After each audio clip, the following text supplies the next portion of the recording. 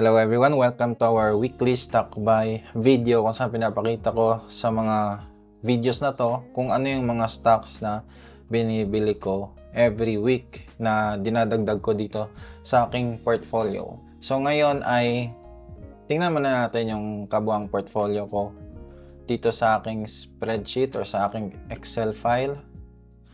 So pumunta tayo sa portfolio, ayan. So, tinitingnan ko lang dito kung ano ba yung magandang dagdagan. So, kung babasihan natin yung allocation per stock, yan.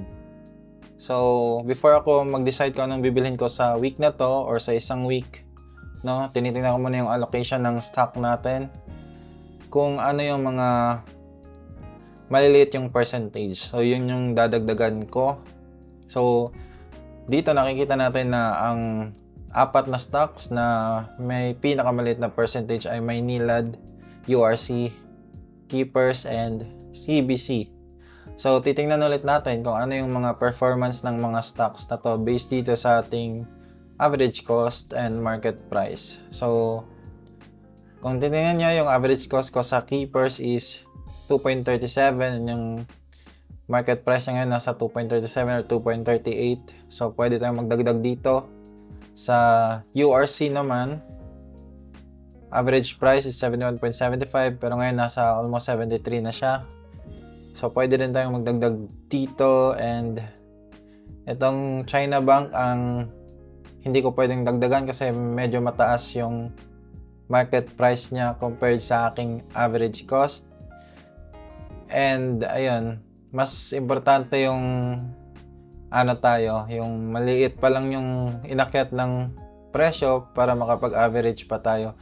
And isa din sa dahilan kung bakit tayo kung nagdagan yung China Bank ay sa pagtaas ng presyo niya, bababa yung dividend yield. So, kung titingnan nyo, yung aking yield on cost dito ay 4.26. So, kung bibilhin natin yung China Bank sa current price na 63, that's 2.15 na dividend divided by 63. Medyo maliit na yung dividend yield kaya 3.96 na. And medyo hinahabol ko kasi yung yield on cost ko na tumaas to 5%. Kaya iniiwasan ko muna si China Bank sa ngayon. So yung atin lang choices ay Maynilad, Keepers, and URC. And ngayon gusto ko munang maglagay sa ating Pera Plus account. So kung dito tayo sa Dragonfly, yan. Ito yung aking Pera Plus account. Ito yung investment niya. And ngayon, yung pera natin dito ay 21 pesos lang. Dito naman sa ating regular portfolio, ito ay meron tayong 76 pesos.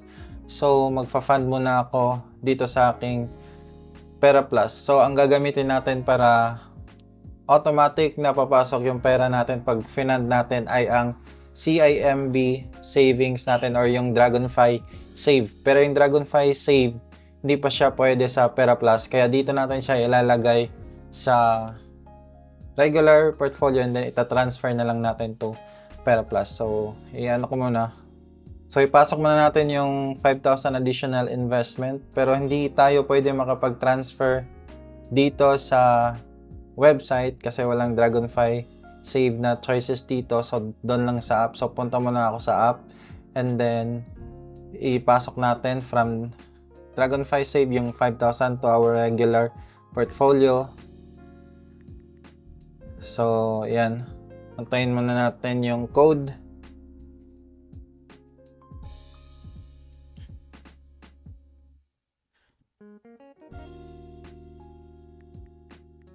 Ayan, and then verify. Puntahan natin yung ating website ulit. Dapat andito na yon sa ating website yung dineposit nating 5,000 pesos. So, andito na siya. Ngayon, i-transfer ko na to sa ating Pera Plus account.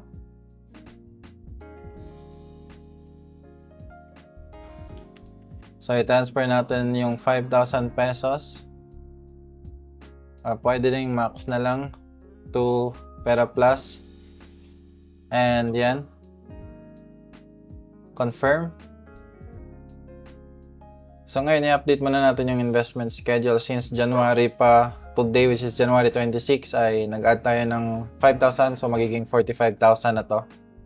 Ayan, so pwede na tayong bumili kasi meron na tayong fund dito sa ating Pera Plus account. So pupuntahan natin or pumunta tayo sa trade. So andito na tayo sa trading platform ni Dragonfly. Ang pwede nating bilhin yung keeper sa price na 2.38. So try natin yung 2.38 and then magkano ba? Ilang shares ba yung mabibili ng 5,000 sa 2.38? That's 2,000 shares. So bili lang tayo ng 2,000 shares. Ayan, sa price na 2.38 and then confirm and send. So balikan natin yung portfolio.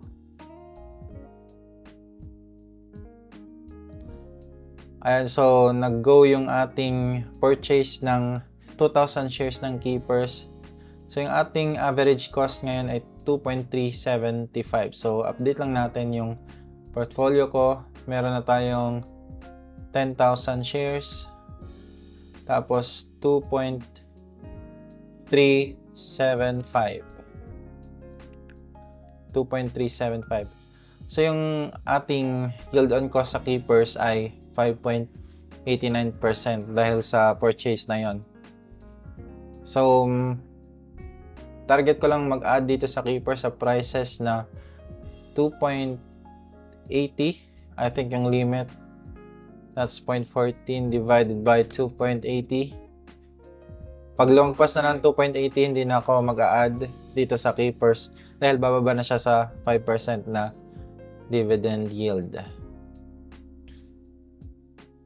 So ayan, nag-update na siguro yung ating allocation kay keepers. Nasa 6% na siya ngayon.